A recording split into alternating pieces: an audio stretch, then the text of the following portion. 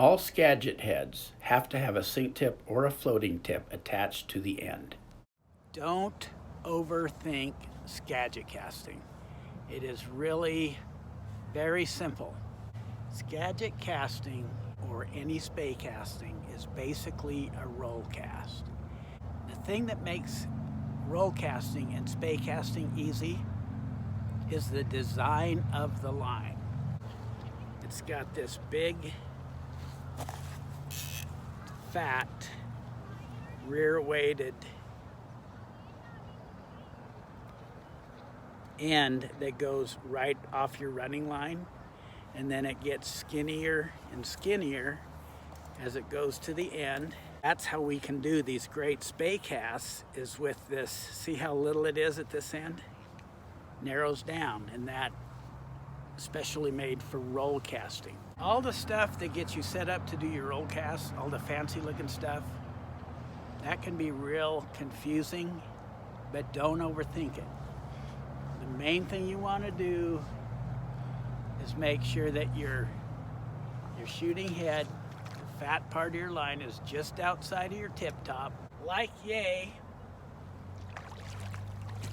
and then you roll cast it. Like yay, and then you roll cast it.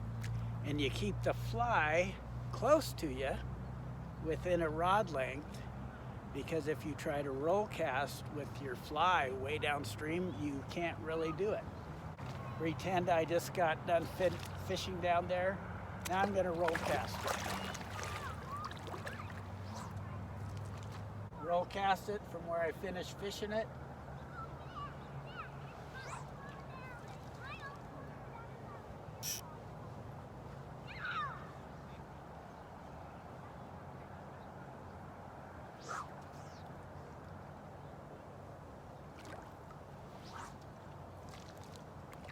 I got to figure out how to make a roll cast work.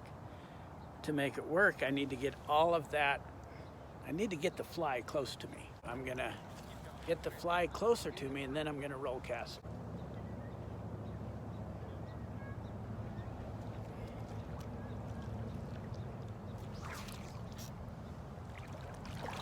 See how much better that worked when I got the fly close to me? Here's another thing you can do. You can start out your Skagit casting journey by standing on a rock. That makes your D loop bigger.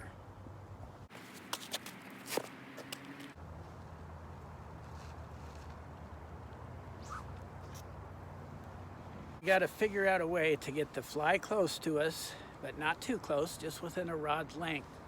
So our D loop isn't strung out downstream. We want it to come behind us and then go towards the target. Okay, I'm going to drag it up, get it close to me, and keep my rod high and roll cast it. Drag the fly up, set it down, and then come around and roll cast it.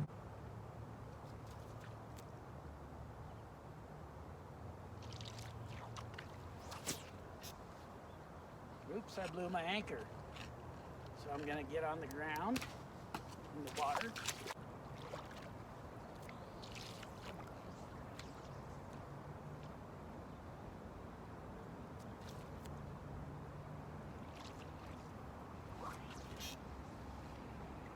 Get that fly close enough that you can do a roll cast.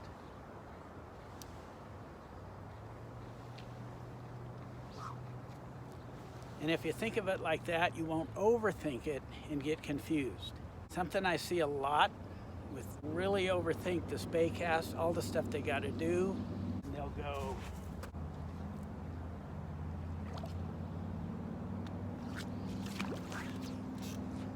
or something like that. Then I'll tell them, okay, do it again, and then they'll do a beautiful, beautiful little roll cast downstream, and they won't even think about it. So they'll try to think really hard. See, pull with my top, push with my bottom, sweep around, do a wine glass, V-loop, D-loop, accelerate, don't accelerate, white rat.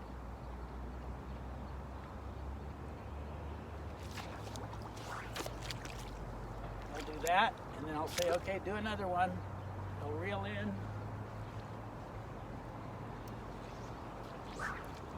Flip it downstream like nothing because they're not thinking about it. So just make a little roll cast and build on it from there. That'll really help you. I think that'll really help you. That'll really help you to get going with this Skagit casting stuff. Just wear your glasses.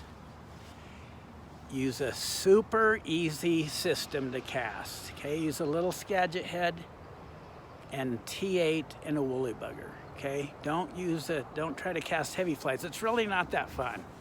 It's not fun to cast heavy flies to begin with. You know, the deal about Skagit casting is like, it's great. Skagit casting is great for casting heavy flies, but it's really only great for casting kind of medium flies. Not that many guys love to fish intruders because they're hard to cast. Something a little more manageable, like a Dirk Swiggler or a Scott Crosby conehead fly, you have a much easier time. Start out with a floating tip. Okay, Skagit head and a little floating tip, little light Mo tip floater, light OPST floating tip. Start off your Skagit casting or your spey casting that way. Have an easy time and work up to the harder tackle, harder sink tips and all that stuff. But it's really enjoyable if you have a super manageable fly sink tip